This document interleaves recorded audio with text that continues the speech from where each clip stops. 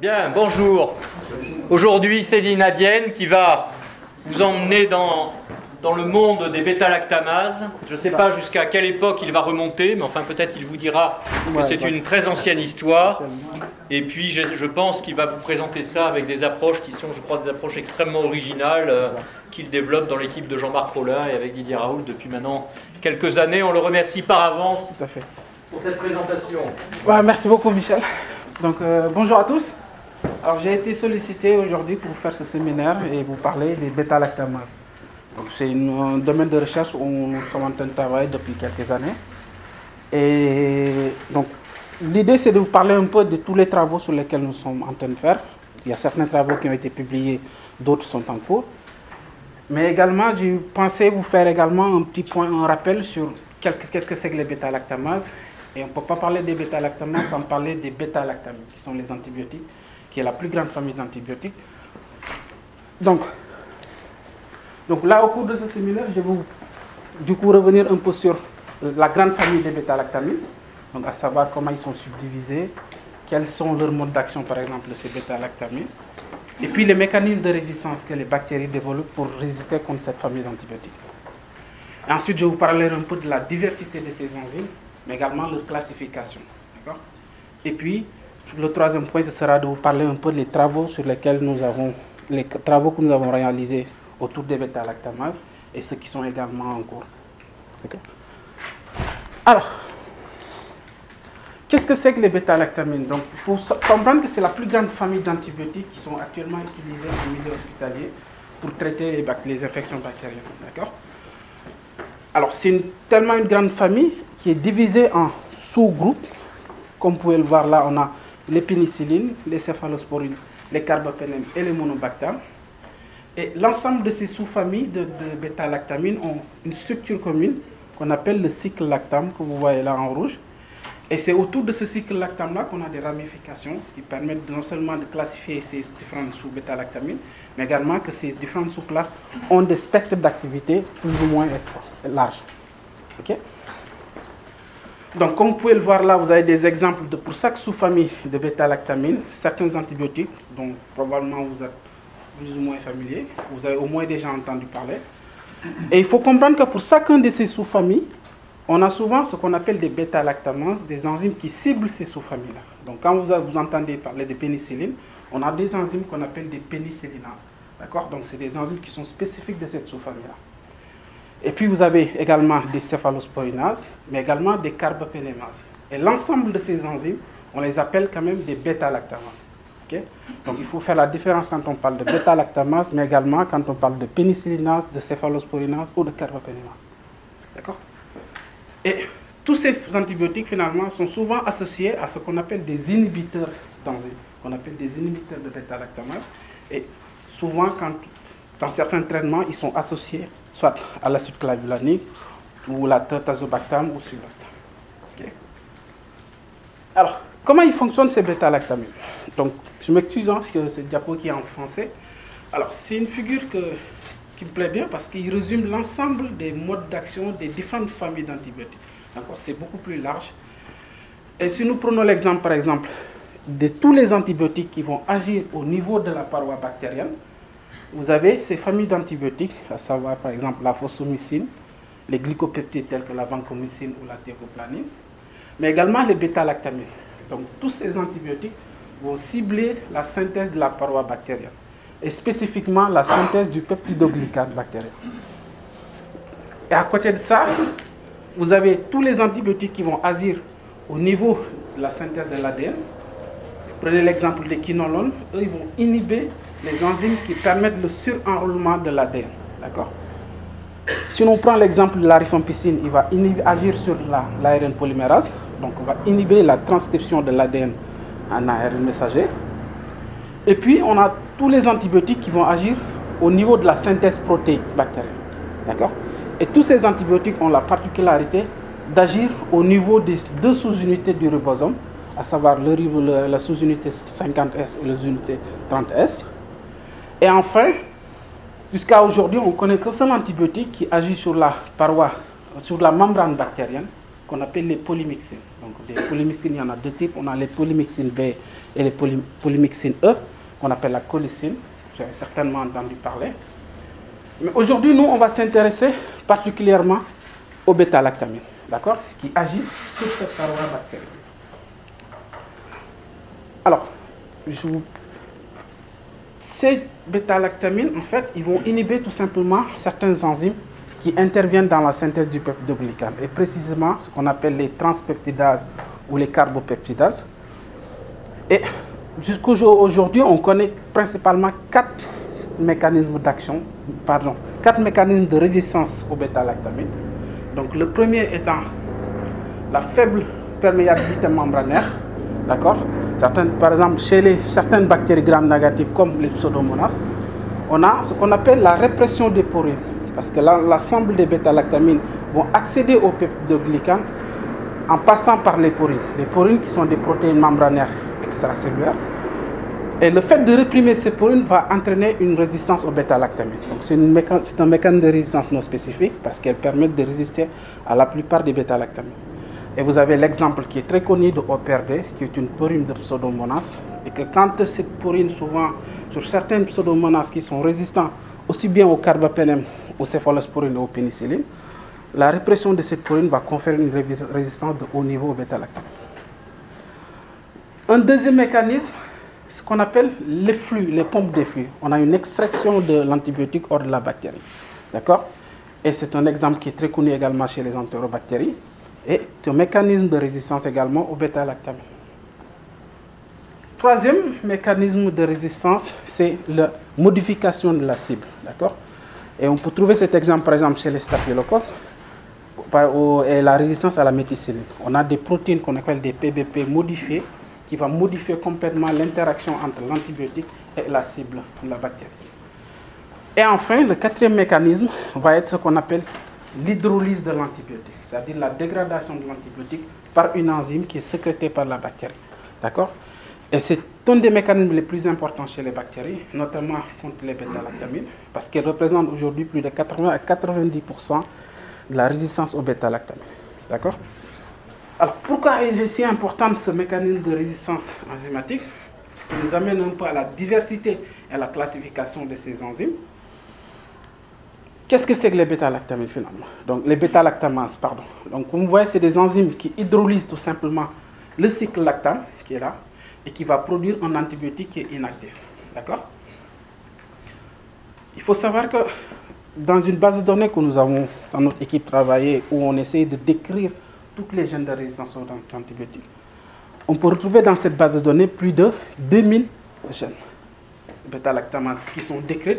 Et ces bêta-lactamases, on peut les retrouver dans plus de 30 groupes d'enzymes qui ont également des GC% très différentes, ce qui veut dire que la séquence de ces enzymes est très différente, ce qui veut dire qu'ils sont extrêmement diverses. Et parmi cette diversité, il y en a certains qui sont très pandémiques et qui sont très fréquents et qu'on rencontre souvent dans la résistance aux bêta-lactamines. Et parmi eux, vous avez par exemple l'exemple des BLSE, à savoir les HHV. On a les TEM ou les CTXM, qui sont des BLSE souvent retrouvés chez les bactéries, principalement chez les entérobactéries qui résistent aux céphalosporines, de troisième génération par exemple. Mais également, vous allez avoir d'autres enzymes qu'on appelle des carbopénémases, qui eux confèrent une résistance à tous les bêta-lactamines, excepté les monobactères. Et vous avez l'exemple des KPC, ce groupe de KPC, mais également les OXA, comme OXA 23, chez les Actinobacter baumannii, ou bien vous avez VIM, chez Pseudomonas, ou NDM, qu'on retrouve aussi bien chez les bactéries gram-négatives, chez les entérobactéries et les bactéries non fermentaires, telles que Actinobacter. Alors, cette grande diversité finalement de ces bactéries sont forcément classées et regroupées. Il y a deux classifications qui ont été proposées. Le premier qui base sur le domaine fonctionnel de ces enzymes, à savoir ce qu'on appelle les bêta-lactamases à série. Ou dans ces bêta-lactamases, vous voyez qu'on a un acide aminé qui est une sérine au niveau du cycle catalytique de l'enzyme. D'accord? Et à côté de ça, on a tout ce qu'on appelle les métallobêta-lactamases. Eux, contrairement, vont avoir au niveau de leur site actif des ions zinc, soit un seul ion, ou bien on va retrouver deux pour certains enzymes. Et ces ions-là interviennent ou agissent permettent à l'enzyme de dégrader l'antibiotique.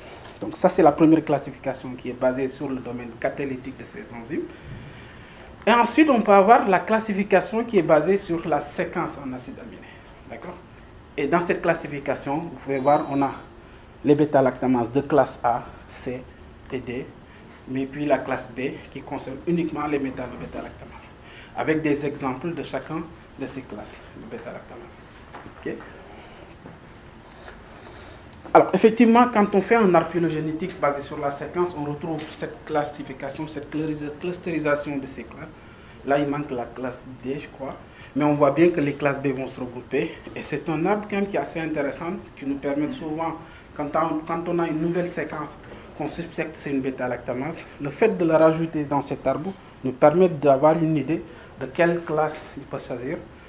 Vous avez l'exemple là de CLBP, qui est un peptidase qui ressemblait pratiquement à une bêta-lactamase, comme Adil vous l'a présenté mardi pendant le VIP, et qui ressemble plutôt à ces bêta-lactamases de la classe D. Donc là aussi pareil, vous voyez que c'est les sérines qui regroupent principalement la classe C, la classe D et la classe D, pardon. On retrouve des B et les sœurs, mais également des carbapénémases comme les KPC. Les classes C, on peut retrouver des céphalosporinases qui sont souvent des gènes chromosomiques chez les bactéries. Et puis, ce qui est intéressant, c'est de voir que les métallo-bêta-lactamases regroupent uniquement la classe B, avec comme exemple, on a les VIM, les IM et les NDM. Alors, cette classe B est très intéressante parce qu'elle est également subdivisée en 3 sous-groupes, d'accord? Ce qu'on appelle les sous-groupes B1, B2 et B3. Et dans cette description, on peut avoir plus d'une 51 types de métallo-bêta-lactamases. D'accord? Alors que chez les entérobactéries, on peut retrouver également les différents types de carbapénémases. Là, on parle de carbapénémases. Et quand on regarde, par exemple, les métallo-bêta-lactamases de classe B, ils ne sont pas inhibés par les inhibiteurs classiques qui sont associés aux bêta-lactamines, comme l'acide clavulanique. Mais également, vu que c'est des métallo-bêta-lactamases, ils sont inhibés souvent par des chélateurs de métaux, comme le DTA. Et ces bactéries qui produisent des métallo-bêta-lactamases n'ont pas d'effet sur, par exemple, l'astréona, qui est la dernière classe de ces bêta-lactamines. D'accord? Alors, comment elles se véhiculent? Parce qu'on a une grande diversité, mais elles sont également quand même très pandémiques. Elles sont souvent portées par ce qu'on appelle des génétiques mobiles. On a par exemple l'exemple de KPC chez Klebsiella pneumoniae. Pareil d'Acinetobacter avec OXA23 qui est très pandémique, qu'on retrouve un peu partout dans le monde. Mais également de VIM2 ou de NDM. Et du fait que ces séquences sont souvent présentes dans ces éléments génétiques mobiles, ils se divisent de manière très importante. Et dans le monde, ça a été décrit de manière très importante. Par exemple, l'exemple de KPC. On voit un peu la distribution où partout il a été décrit, cette carbapénémase, et principalement aux États-Unis. On voit aussi bien en Amérique du Nord et en Amérique du Sud, mais également en Asie et en Grèce. Donc là, vous avez les top 10 pays où on retrouve le plus de KPC décrits. Pour NDM aussi, pareil, c'est un gène qui a été émergé en 2009, par exemple.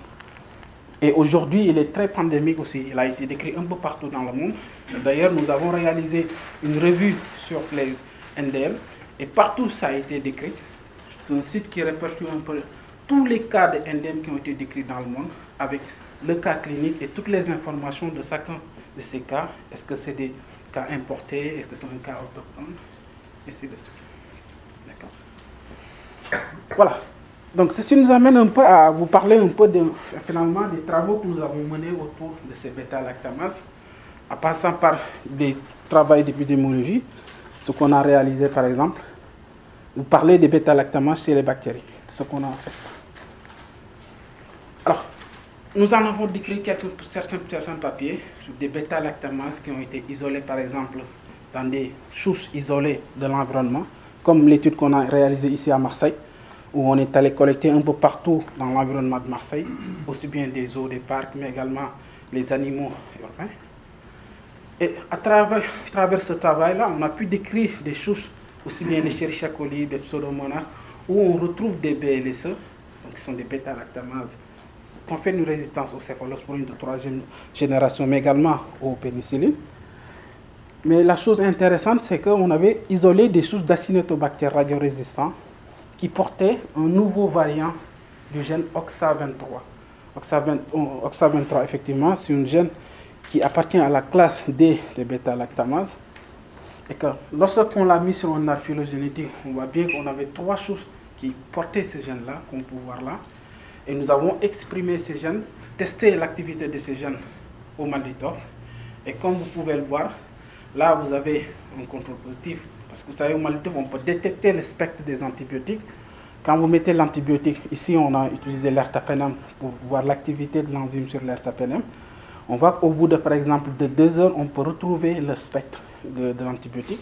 Et lorsque vous incubez maintenant la bactérie avec l'ertapenem, au bout de 2 heures, là, on a T0. Et au bout de 2 heures, on va complètement disparaître le spectre de l'antibiotique. Ce qui montre l'activité de l'enzyme qui marche sur cet antibiotique.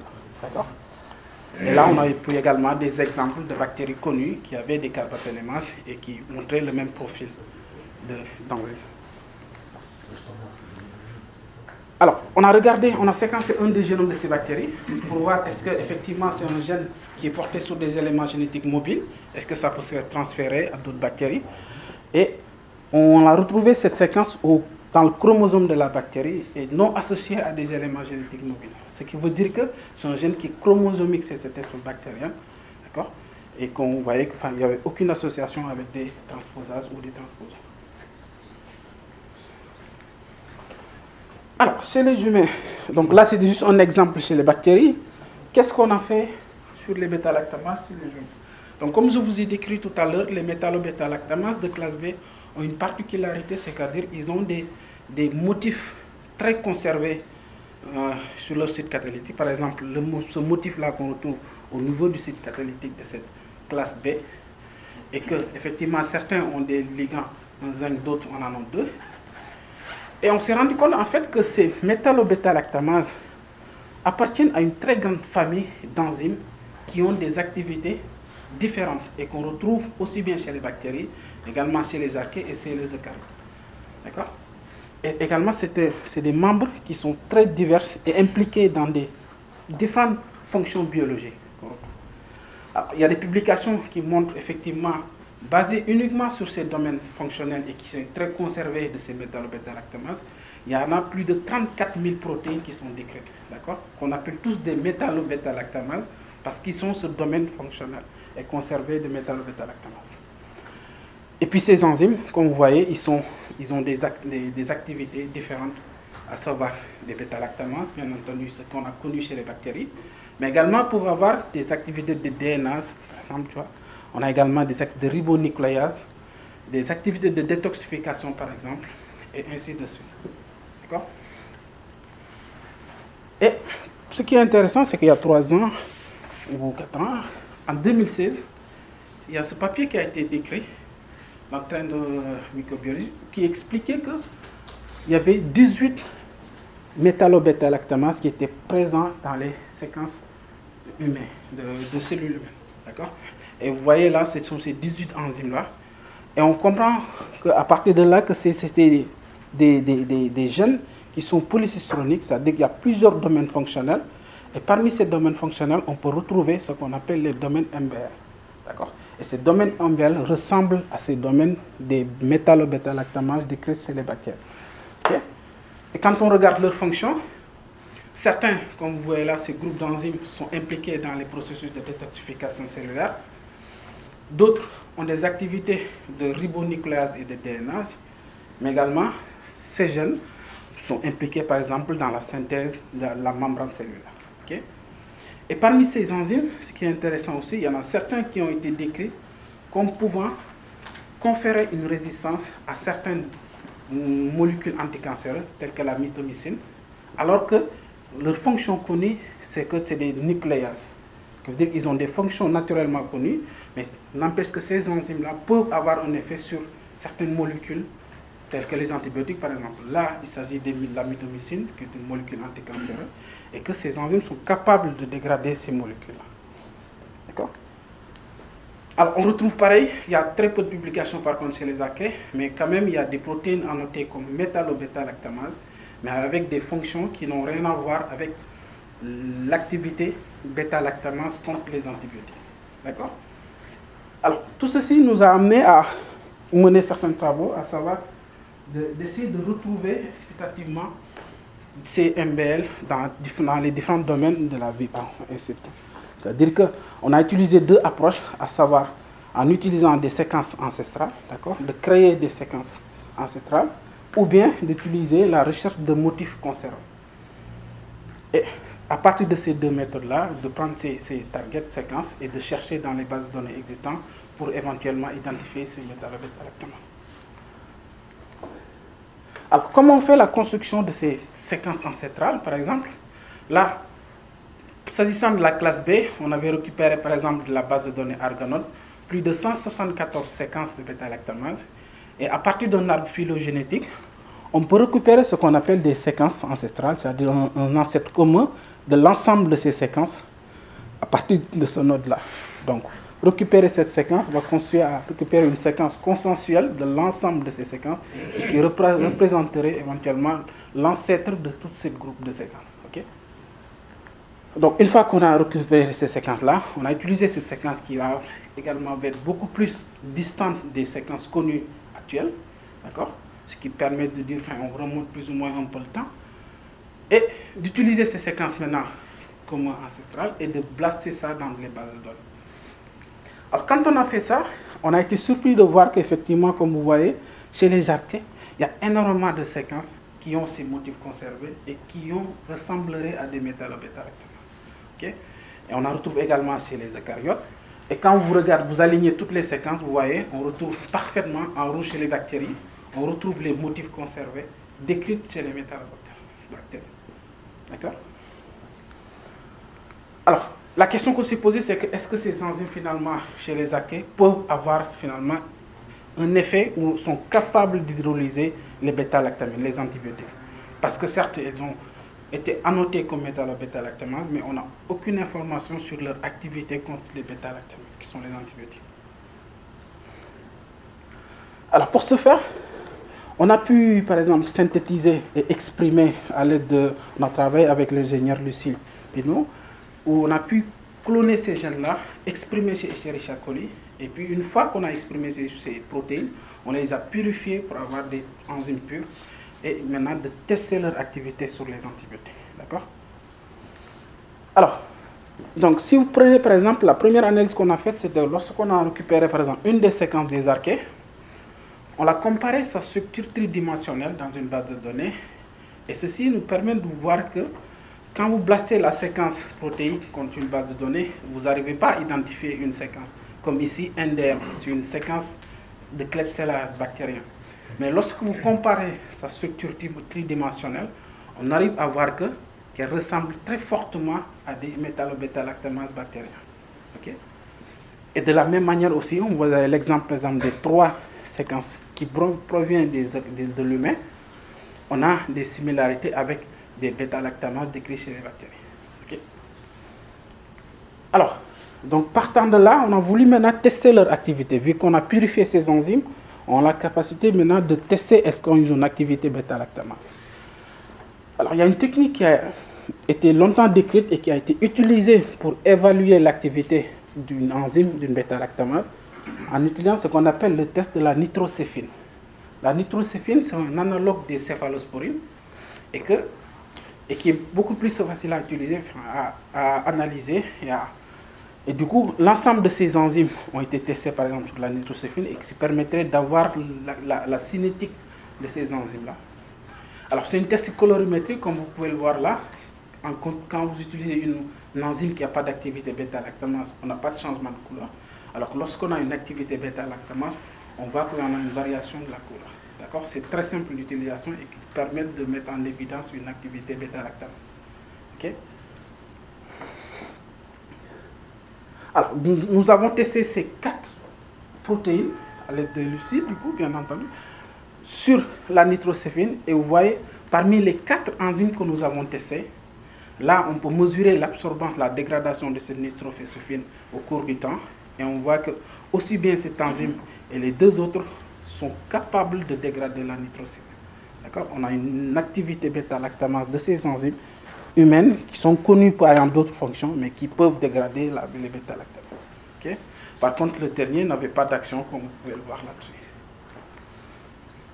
Alors, par la suite, qu'est-ce qu'on a voulu faire? On a voulu utiliser un inhibiteur de bêta-lactamase. Parce que si c'est une activité bêta-lactamase, on peut supposer qu'éventuellement, si on utilise un inhibiteur, on serait capable de restaurer, d'inhiber son activité.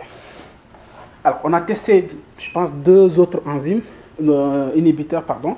Il y avait le sulbactam égal l'acide clavulanique. Et qu'on voit que quand on utilise le sulbactam, là, vous avez la bêta-lactamase seule. Donc, on a une activité de la dégradation de la nitrocéphine. Et lorsque vous rajoutez un inhibiteur, vous voyez, on ralentit complètement l'activité de cette enzyme-là. De la même manière, qu'est-ce qu'on a voulu faire? On a incubé tout simplement. Quand vous prenez l'enzyme, vous l'incubez avec, par exemple, un antibiotique qui est la pénicilline G, au bout de 2 heures. On l'a voulu tester sur une souche de Streptococcus pneumoniae. Vous savez, les streptocoques, c'est des bactéries qui sont extrêmement sensibles à la pénicilline. Donc, ce qu'on a fait dans un premier temps, on a pris l'enzyme, on l'a incubé avec la pénicilline G ici. Et au bout de 2 heures, on a pris cette suspension et qu'on a déposé dans ces puits-là, que vous pouvez voir là. D'accord? Donc, dans ces premiers puits, lorsque vous déposez par exemple la pénicilline G seule, l'antibiotique, vous voyez, on a une inhibition de la croissance bactérienne. Ce qui veut dire que l'antibiotique marche sur la bactérie, elle inhibe la croissance bactérienne. Dans un deuxième temps, quand vous utilisez un inhibiteur, la sulbactam, vous voyez, il n'a aucun effet sur la bactérie. Ce qui veut dire que vous pouvez en mettre autant que vous voulez de l'inhibiteur, elle n'interfère pas avec la croissance bactérienne. Alors, le troisième puits, vous rajoutez juste l'enzyme tout seul. Il n'y a pas d'effet parce que l'enzyme seule n'inhibe pas la bactérie. Pareil, quand vous mettez en quatrième lieu l'enzyme et la pénicilline, vous voyez que la bactérie, elle arrive à pousser. Qu'est-ce qui se passe? C'est-à-dire que l'enzyme a réussi à dégrader l'antibiotique et ce qui fait qu'on a une croissance jusqu'au contact de l'appui. D'accord? Alors que si l'enzyme n'avait pas dégradé l'antibiotique, on devait avoir une inhibition de la croissance bactérienne. D'accord? Et puis en cinquième point, lorsque vous rajoutez maintenant le sulbactam, vous voyez qu'on inhibe complètement l'activité de l'enzyme et puis l'antibiotique marche et elle inhibe la croissance bactérienne. D'accord? Donc là, on vient de démontrer qu'effectivement, l'enzyme peut dégrader l'antibiotique et permettre à la bactérie de pousser. Et si vous rajoutez un inhibiteur, la bactérie n'arrive plus à pousser. Donc en conclusion, le sulbactam a cette capacité d'inhiber cette enzyme humaine et qui permet à la bactérie de ne pas pousser. Alors, une autre expérience a été faite également en utilisant la LCMS avec l'ingénieur Nicolas Armstrong. L'idée, c'est de suivre la dégradation de la pénicilline G quand on le met en contact avec cette enzyme humaine. D'accord? Donc là, on suit un peu la dégradation de la pénicilline G. Qu'est-ce qui se passe? C'est quand vous prenez la pénicilline et que vous le mettez en présence d'une enzyme, soit en pH acide-alcaline, là notamment en pH basique, vous voyez, on dégrade la pénicilline en produisant des métabolites. Donc ici, nous avons suivi la production de ces métabolites-là au cours du temps. D'accord? Et ce qui est matérialisé là en violet, vous voyez qu'à T0, on a de l'antibiotique. Et quand vous l'incubez avec l'enzyme, au cours du temps, on va complètement baisser la quantité de pénicilline et puis une augmentation du métabolite de l'antibiotique. Ce qui montre qu'on a une dégradation de la pénicilline G par l'enzyme qui est incubée. D'accord? Donc, ce qui veut dire que cette MBL a cette capacité de dégrader la pénicilline G. Vous vous souvenez, tout à l'heure, je vous ai parlé qu'on avait 3 enzymes humaines qui avaient cette activité sur la nitrocéphine. Les 2 autres, on les a testés sur la pénicilline G. Et pareil, on voit que, par exemple, quand vous incubez l'antibiotique avec un de ces enzymes, où on détecte ici la pénicilline, et qu'au bout de 24 heures, qu'est-ce que vous voyez? On va disparaître complètement la pénicilline et une augmentation très importante du métabolite de l'antibiotique. D'accord? Et que lorsque maintenant vous rajoutez un inhibiteur, qu'est-ce qui se passe? Au bout de 24 heures, on a toujours la quantité de pénicilline qui est détectée et le métabolite qui est faiblement détecté. Et là, on démontre d'une autre manière que effectivement, ces enzymes peuvent dégrader la pénicilline. Voilà, donc en conclusion, ces 3 enzymes que nous avons testées chez les eucaryotes ont la capacité d'hydrolyser. Alors, bien entendu, là, on parle de protéines purifiées, d'accord? On n'a pas encore testé ça sur les cellules. C'est ce qu'on a fait par la suite. L'idée, c'est de voir est-ce que si on prend maintenant des cellules eucaryotes, est-ce qu'on arrive à prouver qu'il y a une activité contre la pénicilline. D'accord? Et c'est ce qui a été fait ici. On a utilisé 2 lignées cellulaires, MRC5 et THP1. Et lorsque vous les incubez avec le pénicillisé en présence ou en absence de sulbactam, qu'est-ce qu'on observe?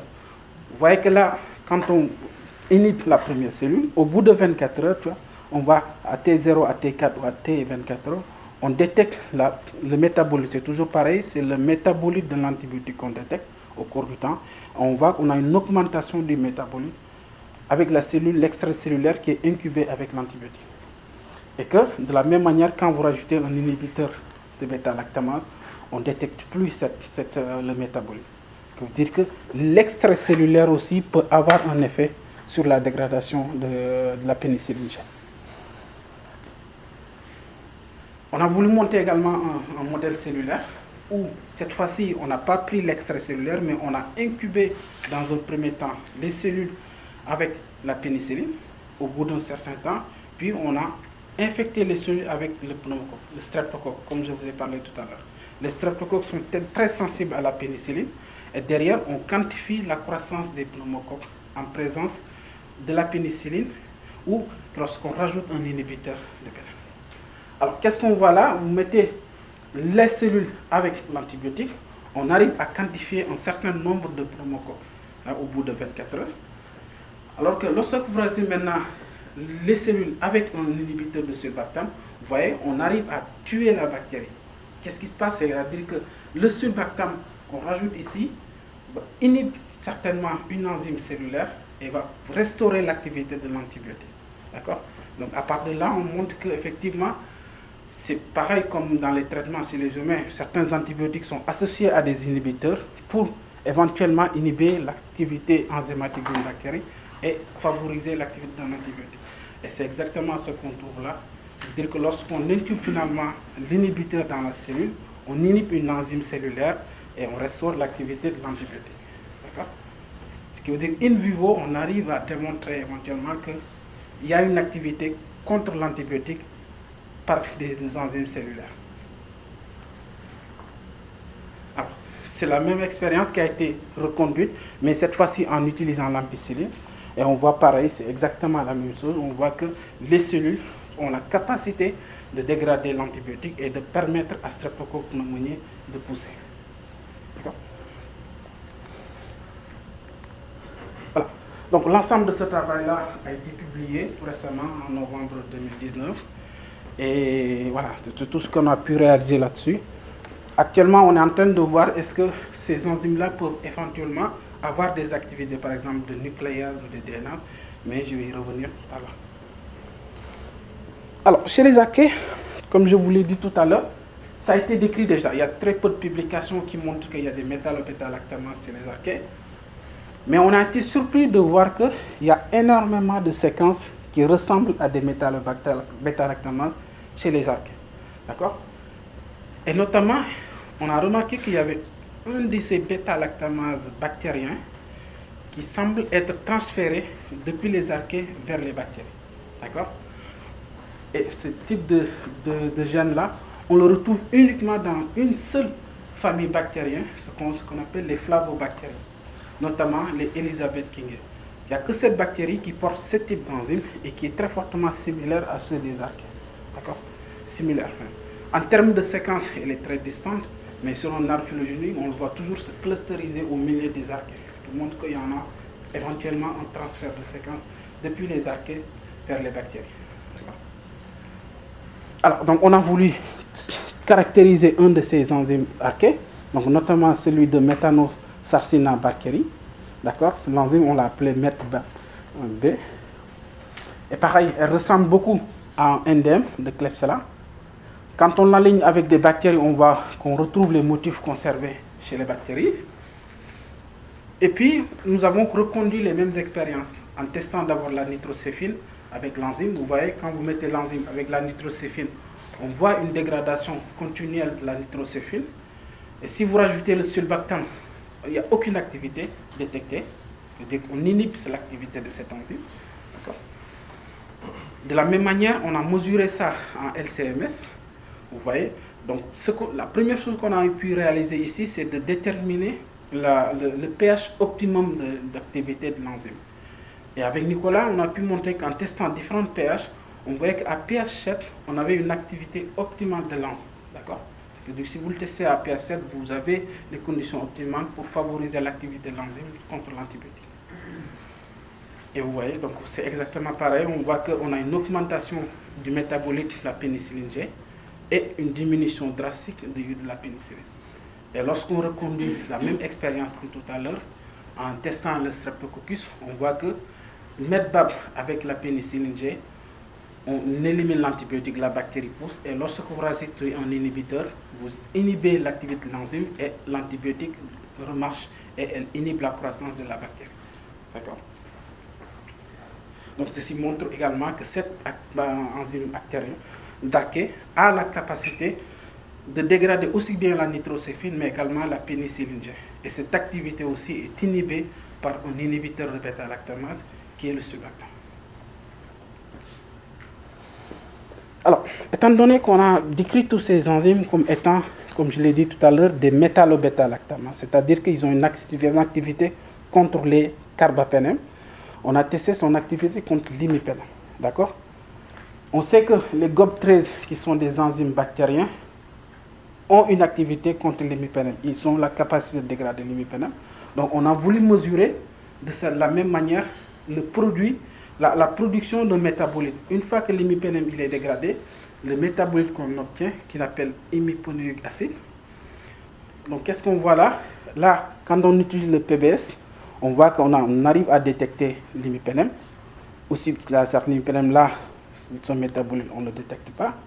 Et lorsque vous mettez maintenant GOB13, qui est une enzyme bactérien, on voit qu'on n'arrive plus à détecter l'imipénème, c'est-à-dire que l'imipénème est détruite, alors que son métabolite, vous voyez, on arrive à le détecter à des quantités plus importantes. Et de la même manière, quand on teste l'enzyme ARCHE, vous voyez, au cours du temps, on va diminuer l'imipénème, et puis le métabolite, on arrive à le détecter à une quantité plus importante. Ce qui veut dire qu'on arrive à avoir plus ou moins la même activité entre l'enzyme de l'ARCHE avec celui du GOB13 qui est décrit. D'accord? La question qu'on s'est posée, c'est que pourquoi finalement il y a autant de séquences métallo-bêta-lactamase chez les archées? Étant donné que les archées, comme vous voyez là-bas, c'est des micro-organismes qui sont résistants à tous les antibiotiques. En réalité, ils n'ont pas besoin d'avoir ces enzymes dans leur génome parce qu'ils sont naturellement résistants aux bêta-lactamines.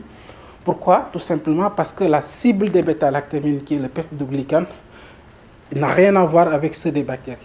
Okay? Donc, la question, d'ailleurs, il y a 20 ans de cela, il y a des publications qui disaient que des bêta-lactamases chez les archées, ça n'existe pas. Okay? Donc, la question, c'est quel est le rôle finalement de ces métallo-bêta-lactamases chez les archées, en fin de compte. D'accord? Alors, pour répondre à cette question, finalement, quand on fait un arbre, comme je vous l'ai dit tout à l'heure, ces métallo-bêta-lactamases vont avoir des activités nucléases, mais également des activités glyoxalase, c'est-à-dire de détoxification, ou bien des activités RNA.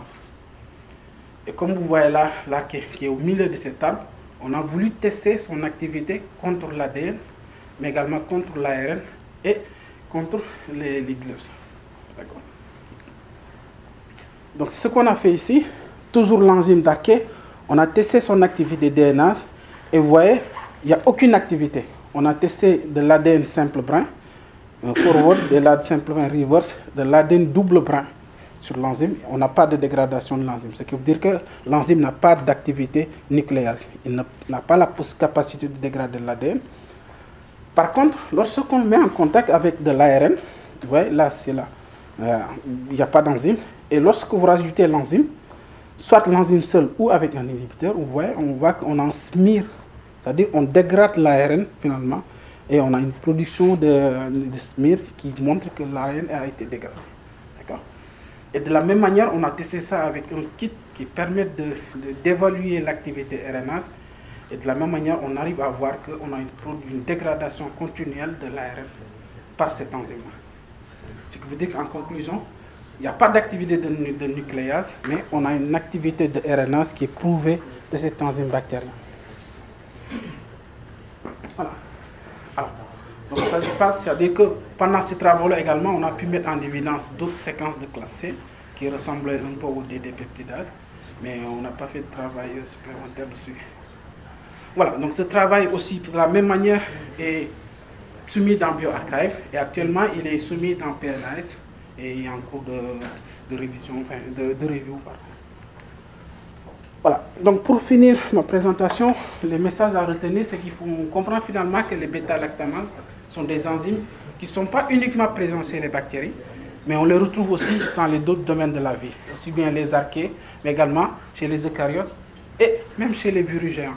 Là, je n'ai pas eu l'occasion de parler des virus géants, mais Philippe Colson est actuellement en train de montrer avec ses collaborateurs qu'on a des métallo-bêta-lactamases qu'on trouve chez les virus géants et qui ont également des doubles activités. C'est-à-dire, en plus d'avoir une activité nucléase, ils ont une activité bêta-lactamase aussi. Alors, on voit que les enzymes, une fois qu'ils sont exprimés et purifiés, on arrive à montrer qu'ils ont une activité contre la pénicilline G, par exemple. Et que certains de ces enzymes ont des doubles activités, c'est-à-dire qu'ils ont non seulement une activité bêta-lactamase, mais ils peuvent avoir une activité ribonucléase et glyoxalase. Donc là, je ne vous ai pas présenté les résultats sur les travaux qu'on a fait sur l'activité glyoxalase, mais on arrive quand même à avoir une faible activité de glyoxalase pour l'enzyme d'Arché. Ce qui veut dire qu'on a pu mettre en évidence 3 activités de cette enzyme sur 3 substrats différents. Alors, comme il a été décrit, ces enzymes humaines, qui sont des métallo-bêta-lactamases, ont la capacité aussi de dégrader d'autres molécules anticancéreuses, comme la mitomycine. Et ces 2 enzymes, nous les avons testés également, et on a montré qu'ils peuvent également agir sur la pénicilline G. D'accord? Pareil, l'enzyme, là, nous l'avons démontré pour la première fois que cette enzyme humaine a une activité contre la pénicilline G, et que cette activité est inhibée par un inhibiteur de bêta-lactamase. Ça a été également rapporté que certains antibiotiques, comme les céphalosporines, peuvent interagir avec ces enzymes-là et avoir un effet d'inhibition. C'est-à-dire qu'il y a des publications qui rapportent aussi que ces antibiotiques interagissent avec ces enzymes-là et peuvent être dégradés ou avoir un effet d'inhibition de ces enzymes. Alors, une des limitations de ces travaux, c'est qu'on n'a pas pu mettre en évidence, par exemple, pour les archées, pour l'enzyme d'Arché, son activité contre, par exemple, les céphalosporines. D'accord? Parce que probablement, ces antibiotiques, quand même, ils ont des structures plus ou moins différentes et qu'il peut y avoir des défauts d'affinité entre l'enzyme et tel ou tel antibiotique. Donc, du coup, on n'a pas pu mettre en évidence une activité de ces enzymes sur les céphalosporines. Et enfin, l'enzyme des archées, on a pu mettre en évidence qu'il y avait 3 activités, qui est l'activité de, alors là c'est une erreur, l'activité bêta-lactamase, l'activité ribonucléase et glyoxalase. D'accord? Alors une des questions qu'on s'est posées également, c'est finalement, est-ce que les bactéries, les archées, finalement, ont gardé ces enzymes-là uniquement pour dégrader certains antibiotiques afin de les utiliser comme source de carbone? Parce qu'il a été rapporté et montrer que certaines bactéries vont garder des bêta-lactamases, ont des bêta-lactamases qui dégradent l'antibiotique dans un premier temps, et les produits de dégradation vont être utilisés comme source de carbone. Donc finalement, la bactérie utilise l'antibiotique qui est dégradé pour se survivre et pour se nourrir. Et enfin, qu'est-ce qu'on soulève à partir de ces travaux? C'est la nécessité de reclasser également certaines enzymes, parce qu'on se rend compte que finalement, certaines enzymes, on leur attribue une seule fonction parce que c'est la première fonction qui a été découverte pour l'enzyme. Mais éventuellement, à côté de cette fonction principale, elles peuvent avoir d'autres fonctions qui nécessitent souvent de faire attention à la notation de ces séquences parce qu'elles peuvent avoir également plusieurs fonctions. Voilà. On a voulu proposer une hypothèse d'évolution de l'activité de ces enzymes Donc ça, ce qu'on avait fait, on avait pris la séquence ancestrale qu'on avait créée entre les archées et les bactéries.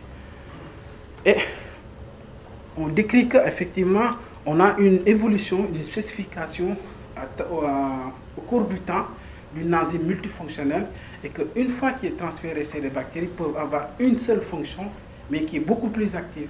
C'est-à-dire que quand on regarde la métallobêta-lactamase d'archée, elle est spécifique des antibiotiques, alors que l'enzyme métallobêta-lactamase qu'on trouve chez les archées a plusieurs fonctions. C'est-à-dire que, vu qu'on a pu mettre en évidence qu'il y avait une putative transfert de séquence des archées vers les bactéries, il y a également une évolution de son activité pour être plus spécifique une fois transféré ces bactéries, parce que ça a une utilité pour la bactérie de cibler et d'être plus active contre un antibiotique. Voilà, je crois que c'est fini ma présentation et je vous remercie de votre attention.